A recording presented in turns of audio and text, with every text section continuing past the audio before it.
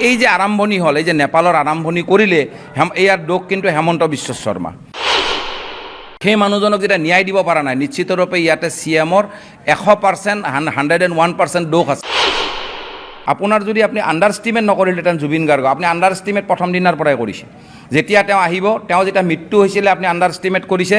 তেওঁ প্ৰথম দিন আহিব, তেওঁক শ্ৰদ্ধাঞ্জলি দিব 7টাৰ পৰা 7টা, আৰু তাৰপিছত তেওঁক পিছদিনাখন গৈ পেলাই সোণাপুৰত জ্বলাই দিয়া হ'ব। আপুনি একদম ইজিলি কৈছিলে, অসমবাসীয়ে কৰিলে। কিন্তু দুখিত, আপুনি অসমখন নেপাল কৰিব গ'লগৈ। আপোনাক বাৰে বাৰে কৈছিলোঁ অসমখন প্ৰসিদ্ধ কৰক, অসমৰ চৰিত্ৰ দাঙক, আৰু অসমৰ অস্তিত্ব স্বাভিমান আৰু শান্তি বিৰাজমান ৰাখক। কিন্তু আপুনি অসমখন ধাৰুৱা কৰিলে। লগতে আপুনি লকডাউনৰ সময়ত আপোনাক দিৱালী নালাগে, এতিয়া দিৱালী লাগে। তাৰমানে দিৱালীত তেওঁলোকক কমিশ্যনছটো লাগে। তাৰ মাজত হিন্দু মুছলিম ঈদ নহ'ব, এইবোৰ ভাষা হৈছে। কিয় কৈছে? আৰু লকডাউনটো তেওঁলোকে এটা কনচেপ্ট, এটা কনস্পিৰেচিৰ আণ্ডাৰত কৰিছিলে, যাৰ কাৰণে আজি ডেকা চাম যিবোৰে আজি ভেকচিন লৈছিলে সেইবোৰ অকাল মৃত্যু বৰণ কৰিব লগা হৈছে। পোনপ্ৰথমে জুবিন গাৰ্গৰ বিদেশী আত্মা, স্বৰ্গীয় আত্মা চিৰশান্তি কামনা কৰিলোঁ, যদিও তেওঁ ন্যায় পোৱা নাই। আৰু লগতে জয় জুবিন আৰু জয় আই অসম এষাৰ ভাষা থাকে। মই ক'ব খোজোঁ, ভ্ৰষ্ট ব্ৰাহ্মণ যেতিয়া ৰজা হয় তেতিয়া প্ৰজাৰ দুখ হয়। আৰু আমাৰ আজি অসমৰ প্ৰাণকেন্দ্ৰ জুবিন গাৰ্গ, আজি তেওঁৰ চিৰবিদায় ল'লে, আৰু তেওঁক হত্যা কৰি মাৰা হ'ল। কিন্তু আজি এই এমাহ হ'ব হ'ল, ইয়াৰ কোনো ন্যায় নাই। ন্যায় নোহোৱাৰ কাৰণ, সেইকাৰণে মই এষাৰ কথা ক'লোঁ যে ভ্ৰষ্ট ব্ৰাহ্মণ যেতিয়া ৰজা হয় তেতিয়া প্ৰজাৰ দুখ হয়। আৰু এইষাৰ কথা মই পলিটিকেলি কোৱা নাই, মই অসমীয়া হিচাপে কৈছোঁ, স্বাভিমান হিচাপে কৈছোঁ। আৰু এষাৰ কথা মনত ৰাখিব লাগে, যি জুবিন গাৰ্গে আজি অসমৰ অস্তিত্ব স্বাভিমান ধৰি অসমক উজ্বলালে, এটা স্থানত আনিলে বিশ্বৰ। আজি 195 দেশৰ, নেশ্যনৰ 180 দেশৰ ওপৰত তেওঁক টুইট কৰিছে, চাৰ্চ কৰিছে, সেই দেশৰ নাম উজ্বলালে। আৰু যেতিয়া বেলেগ দেশে আজি প্ৰণাম কৰিব লগা হৈছে, আৰু 40,000 গান গোৱা মানুহ এজন, আৰু য'ত 40টা ডিফাৰেণ্ট ভাষাত গান গাইছিলে, সেই জুবিন গাৰ্গৰ গান আজি বিশ্ব প্ৰসিদ্ধ। আজি পাকিস্তানক লৈ, অসমক লৈ আৰু যিমানবোৰ জাগা আছে সকলোতে জুবিন গাৰ্গৰ গান গাই আছে, তেওঁক শ্ৰদ্ধাঞ্জলি দি আছে। কিন্তু এষাৰ ভাষা থাকে, যি অসমক আজি Himanta Biswa Sarma, the present CM of Assam, elected according to the 164 Act, elected and appointed by the governor, তেওঁ দায়বদ্ধ অসমৰ কাৰণে তেওঁক কৰ্ম কৰিব। কাৰণ তেওঁৰ কৰ্মটো, তেওঁৰ সেইটো ন্যায়ত থাকে। আৰু তেওঁ হ'ল আমাৰ গৃহমন্ত্ৰী, হোম ডিপাৰ্টমেণ্ট তেওঁ চাই আছে। তো সেনেস্থলত সেই মন্ত্ৰীজন, যিজন চিফ মিনিষ্টাৰ হয়, তেওঁ অসমখন ধাৰুৱা কৰিছিলে। আজি অসমক ইমান ধাৰত আনিছে যে এটা সৰু বাচ্চা, পেটত থকা বাচ্চা এটাৰ 4,500 পৰা 5,000 টকা ধাৰ আছে। গতিকে সেনেস্থলত সেই ধাৰুৱা অসমখনক বিশ্ব প্ৰসিদ্ধ কৰা মানুহজনে হ'ল জুবিন গাৰ্গ। সেই বিশ্ব প্ৰসিদ্ধ কৰা মানুহ, আজি legend of India of Assam, সেই মানুহজনক যেতিয়া ন্যায় দিব পৰা নাই, নিশ্চিতৰূপে ইয়াতে CMৰ 100%, 101% দোষ আছে। দোষ থকাৰ কাৰণটো মই প্ৰমাণ দিওঁ তোমাক। আজি যেতিয়া এই কালপ্ৰিটবোৰক, যিবোৰ দেশদ্ৰোহী, অসমদ্ৰোহী হয়, জাতীয়তাবাদদ্ৰোহী হয়, আজি সিদ্ধাৰ্থ শৰ্মাই হওক আৰু তোমাৰ চামকানু মহন্ত, আৰু লগত তেওঁৰ পালি পোহৰি যিকেইটা আছিলে, সেইকেইটাক যেতিয়া জেললৈকে প্ৰেৰণ কৰিছিলে, সেই জেলত আমাৰ অসমৰ ৰাইজ ওলাই আহি পেলাই তাতে শিল আৰু শিলগুটি আৰু চেণ্ডেলেৰে তেওঁলোকক প্ৰহাৰ কৰিছে বা গাড়ীত দলিয়াইছে। কাৰণটো, কাৰণ এইটো হ'ল হেমন্ত বিশ্ব শৰ্মা। তেওঁক আগতে মই এবাৰ এটা নিউজত কৈছিলোঁ, বিবৃতিত, যে আপুনি অসমখন নেপাল হোৱাৰ পৰা বচাওক। যি অসমক চিৰযুগমীয়া স্থানত আনিলে এই জুবিন গাৰ্গে, সেই স্থানটো তেওঁ কিয় আনিব পৰা নাই? তেওঁ সেইটোক অশান্তি যেতিয়া নকৰে, আৰু তেওঁলোকে আজি এই যে আৰম্ভণি হ'ল, এই যে নেপালৰ আৰম্ভণি কৰিলে, ইয়াৰ দোষ কিন্তু হেমন্ত বিশ্ব শৰ্মা। আৰু ইয়াৰ জৰিয়তে মই এটা কথা ক'ব বিচাৰোঁ, যিজন মানুহে অসমৰ নাম চিৰযুগমীয়া কৰিলে, সেই মানুহজনৰ কাৰণে আজি অসমবাসীয়ে এটা বছৰ কিয় ত্যাগ কৰিব নোৱাৰে? তেওঁ যে আজি ক'লে যে ইয়াতে আজি দিৱালী হ'ব লাগিব, দিৱালী কিয় লাগে তেওঁক? লকডাউন যেতিয়া 3 বছৰ হৈছিলে, তেতিয়া কি মানুহবোৰ চলা নাছিলে? তেওঁলোকে জীৱিকা কেনেকৈ কৰিছিলে? তেতিয়া তেওঁ সহযোগিতা চিন্তা কৰিছিলে জানো? আৰু লকডাউনটো তেওঁলোকে এটা কনচেপ্ট, এটা কনস্পিৰেচিৰ আণ্ডাৰত কৰিছিলে, যাৰ কাৰণে আজি ডেকা চাম যিবোৰে আজি ভেকচিন লৈছিলে সেইবোৰ অকাল মৃত্যু বৰণ কৰিব লগা হৈছে। কাৰণ হাৰ্ট এটাক হৈ বেছিভাগ মানুহে মৰি আছে। তো আপোনালোকে পৃথিৱীখনত ধ্বংসমুখী কৰিছে। আপোনাতকৈ কালপ্ৰিট আছিলে আজি প্ৰফুল্ল কুমাৰ মহন্ত। কিন্তু আজি তেওঁৰ চৰিত্ৰ চাওক, টকা যদি শ্ৰেষ্ঠ হ'লহেঁতেন, নো মানি নো কিডছ, ল'ৰা ছোৱালী নাই, টকা নাই, 10,000 টকা পকেটত আছিলে, তেওঁ কিন্তু আজি বিশ্ব প্ৰসিদ্ধ, world famous, the legend, the Zubeen Garg. তেওঁ ছেকেণ্ড লাৰ্জেষ্ট পপুলাৰ মেন আছিলে, মাইকেল জেকচন ফাৰ্ষ্ট আছিলে। কিন্তু মাইকেল জেকচন আৰু জুবিন গাৰ্গৰ মাজত পাৰ্থক্যটো আপোনাক কৈ দিওঁ, এইটো অসমৰ কথা, অসমৰ অস্তিত্ব ধৰিছে। মাইকেল জেকচনে মানুহক গ্ল'ভছ পিন্ধি পেলাই হেণ্ডশ্বেক কৰিছিলে আৰু জুবিন গাৰ্গে নিৰহ মানুহৰ মাজত বহি সময় কটাইছিলে। তো ডিফাৰেঞ্চবোৰ আপুনি চাওক যে আচলতে এটা সৰগীয় আত্মা হ'ব লগা হ'লে কি হ'ব, টকাৰে আপুনি পৃথিৱীখন ধৰিব নোৱাৰাৰ কাৰণতে আজি এই বাকী কালপ্ৰিটকেইটাক আপুনি জেলত পঠাব লগা হৈছে। কিন্তু আপুনি ন্যায় দিয়াত আপুনি অক্ষম, আৰু ন্যায় যদি আপুনি দিব পাৰিলেহেঁতেন আজি আপোনাৰ যদি আপুনি আণ্ডাৰষ্টিমেট নকৰিলেহেঁতেন জুবিন গাৰ্গক, আপুনি আণ্ডাৰষ্টিমেট প্ৰথম দিনাৰ পৰাই কৰিছে। যেতিয়া তেওঁ আহিব, তেওঁ যেতিয়া মৃত্যু হৈছিলে আপুনি আণ্ডাৰষ্টিমেট কৰিছে। তেওঁ প্ৰথম দিন আহিব, তেওঁক শ্ৰদ্ধাঞ্জলি দিব 7টাৰ পৰা 7টা, আৰু তাৰপিছত তেওঁক পিছদিনাখন গৈ পেলাই সোণাপুৰত জ্বলাই দিয়া হ'ব। আপুনি একদম ইজিলি কৈছিলে, টকাৰ গৰমত কৈছিলে, কিন্তু আপুনি পাৰিলে জানো? প্ৰতিটো জাগাত আপুনি অক্ষম।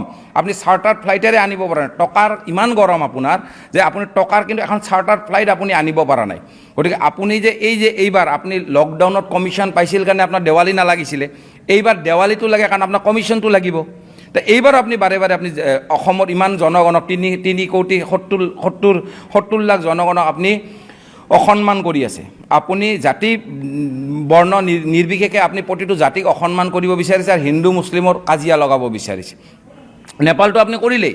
আজি আপোনাৰ জেলৰ আগত যেতিয়া চেণ্ডেল আৰু জোতা দলিয়াব লগা হৈছে ন্যায়ৰ কাৰাগাৰৰ আগত, গতিকে সেই ন্যায় যেতিয়া এনেকুৱা হ'ল, আপুনি নিশ্চিতৰূপে ইয়াতে আপুনি প্ৰথম দোষী আপোনাক দ্য লিজেণ্ড জুবিন গাৰ্গ, যিজন মানুহৰ 174 বা 80 দেখে তেওঁক চাৰ্চ কৰিছে, সেনেকুৱা এজন লিজেণ্ডৰ যিবোৰ কালপ্ৰিটক ধৰাৰ কাৰণে যিবোৰ তথ্য ওলোৱাৰ কাৰণে 1 মিনিটো নালাগে। তথ্য হয়তো ওলাই যোৱাৰ কাৰণে আজি এই হেমন্ত বিশ্ব শৰ্মা ইমান লেহেমীয়া কৰি আছে। ইমানবোৰ মানুহ তেওঁ এনকাউণ্টাৰ কৰে, এই মানুহকেইটাক কিয় ভৰণ পোষণ দিছে? এই মানুহকেইটাৰ লগতে তেওঁৰ ফটো কিয় আছিলে? এই ক্ৰিমিনেলবোৰৰ লগত, যিবোৰ অসমদ্ৰোহী মানুহৰ লগত কিয় ফটো আছিলে? কুৱেশ্যন আহিল হেমন্ত বিশ্ব শৰ্মা আৰু তেওঁলোকৰ গোটেই বংশগত মানুহৰ লগত তেওঁলোকৰ ৰিলেশ্যনছ, তেওঁলোকৰ লগত পাৰ্টি কৰে, খায়। তোমাৰ আৰু মোৰতো ফটো নাই, আছে জানো? নাই, কাৰণ সেই মানুহখিনিৰ লগত তেওঁ বহি সময় কটাইছে, খাইছে, লৈছে। তাৰমানে ইয়াৰ অৰ্থ এটাই যে ইয়াত কোনোবা জেগাত তেওঁৰ যিটো পদক অসন্মান কৰি আছে হেমন্ত বিশ্ব শৰ্মাই, আৰু যাৰ কাৰণে আজি অসমৰ এই অৱস্থা হৈছে। আৰু যদি জুবিন গাৰ্গে ন্যায় নাপায়, 3,70 লাখ মানুহ, এই মানুহখিনি হ'ল আজি ব্ৰহ্মপুত্ৰৰ নিচিনা। ব্ৰহ্মপুত্ৰৰ ওপৰটো বৰ শান্ত, তলত কিন্তু জুই, ধাৰ বহুত। গতিকে এই ব্ৰহ্মপুত্ৰত যেতিয়া হেমন্ত বিশ্ব শৰ্মাই হাত দিলে, তো এইটো তেওঁৰ ভুল হৈ গ'ল। তেওঁ elected CM and Zubeen Garg is the heartthrob of Assam. আপুনি অসমখন ধাৰুৱা কৰিছে, যিটো আমি ইয়াক কৰ্তন কৰিব নোৱাৰোঁ, কিন্তু সেই ধাৰুৱা অসমখনক চিৰযুগমীয়া স্থানত অনা মানুহজন জুবিন গাৰ্গ। তেনে মানুহক ন্যায় নেদাটো ডাইৰেক্ট আপুনি অসমবাসীৰ আগত আপুনি দোষত পৰিছে। আৰু আপোনাৰ আজি তাৰেই প্ৰমাণ, আজি এই যে জেলত প্ৰেৰণ কৰাৰ সময়ত আপোনাৰ যিখিনি পালি পোহৰি যিবোৰক পঠাইছে, যিবোৰ আপোনালোকে অসমদ্ৰোহী বুলি কৈ পেলাই তেওঁলোকে সস্তীয়া এটা পৰিৱেশ আপুনি শ্ব' কৰিছে, কাৰাদণ্ডৰ মাজত লৈ গৈছে, ফুল নিৰাপত্তাৰ মাজত, তেতিয়াই প্ৰমাণ হয় যে ইয়াত কোনোবা না কোনোবা জেগাত আপুনি বিফল, আৰু অসমখনক আপুনি যেনেকেই নহওক অশান্ত কৰিব বিচাৰিছে। অপ্ৰিয় সত্য। হিমন্ত বিশ্ব শৰ্মাই ইতিমধ্যে কৈছে, মোক ভোট দিলে 26ৰ পিছত মই মিঠা দিম, সেই বিষয়টো কি ক'ব? তেওঁ অসমৰ মানুহ ভিখাৰী বুলি ভাবিছে নেকি? তেওঁক আমি ৰাইজে টেক্স দি পেলাই চলাইছোঁ। তেওঁ কি হয় কি? তেওঁ এটা CM অফ আছাম। কোনে বনায়? Elected by whom? Elected by the peoples. য'ত আমাৰ জনসাধাৰণে ইলেক্টেড কৰিছে, তেওঁ আমাক কি দিব? তেওঁ এইবোৰ মানুহক, আমাৰ অসমীয়া মানুহক পংগু কৰাৰ এটা চৰিত্ৰ। আৰু অসমীয়া মানুহখিনিও বুজিব লাগে, জুবিন গাৰ্গে এটা কথা বুজাই থৈ গৈছে, যদিও পইচা নাথাকে পকেটত, 10,000 টকা নাছিলে, তেওঁ অসম প্ৰসিদ্ধ নহয়, বিশ্ব প্ৰসিদ্ধ হ'ল। তেওঁ মাইকেল জেকচনতকৈ ওপৰত গ'ল। এইকাৰণে গ'ল, তেওঁ মানৱতা আছিলে, তেওঁৰ গানবোৰ, তেওঁ প্ৰকৃতি প্ৰেমী আছিলে, কাৰণ প্ৰকৃতিক তেওঁ মৰম কৰিব জানিছিলে। প্ৰকৃতি হ'ল অল ইন ওৱান। প্ৰকৃতিক যোনে মৰম কৰিব পাৰে, তেওঁ পৃথিৱী চুব পাৰে। আজি প্ৰকৃতিক চুব পৰাৰ কাৰণে তেওঁ আজি ইমান ধুনীয়া গান গাইছিলে, আৰু সেই গানবোৰৰ অৰ্থবোৰ মানুহৰ বুকু চুই গৈছিলে। আৰু সেই গানবোৰৰ অৰ্থত তেওঁ যিবোৰ পাব্লিক ৱাৰ্ক কৰিছিলে, তেওঁতো নিজকে ছ'চিয়েল ৱাৰ্কাৰ বুলি কৈছিলে। তেওঁ কেতিয়া গায়ক বুলি কোৱা নাই, ছিংগাৰ আমি দিছোঁ তাৰ নাম। তেওঁক যেতিয়া আপুনি সোধে, জুবিন গাৰ্গক সোধে, তেওঁ ক'ব মই এটা ছ'চিয়েল ৱাৰ্কাৰ। তেওঁ সঁচাই যিমানখিনি নিৰহ মানুহ সদায় সহযোগিতা আৰু হেল্প কৰি আহিছে।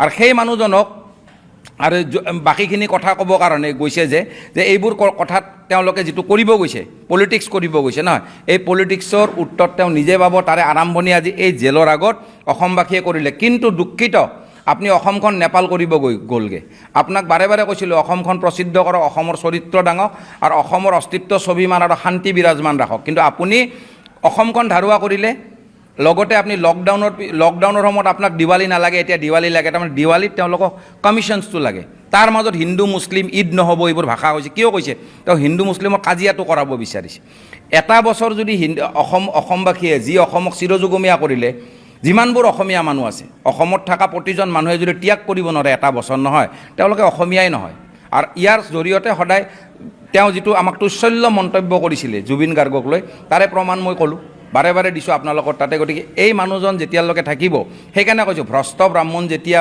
ৰজা হয় প্ৰজাত দুখী হয় আৰু এনেকুৱা এটা লিজেণ্ড তেওঁৰ অধীনত তেওঁ যেতিয়া ৰাজত্বভাৰ চম্ভালি আছিল তেতিয়াই তেওঁ ঢুকালে আৰু ঢুকুৱা নাই it's an allegations are an murder তেওঁক মাৰ্ডাৰ কৰাৰ এটা অভিযোগ আৰু সেই মাৰ্ডাৰৰ অভিযোগৰ মানুহখিনিক তেওঁ এতিয়ালৈকে উচিত শাস্তি দিব পৰা নাই গতিকে তেওঁ ইয়াতে সম্পূৰ্ণৰূপে দোষী আৰু অসমক যদি নেপাল কৰে ইয়াতে আমাৰ অসমৰ ৰাইজ নহয় তেওঁ দোষী জয় আই অসম জয় জুবিন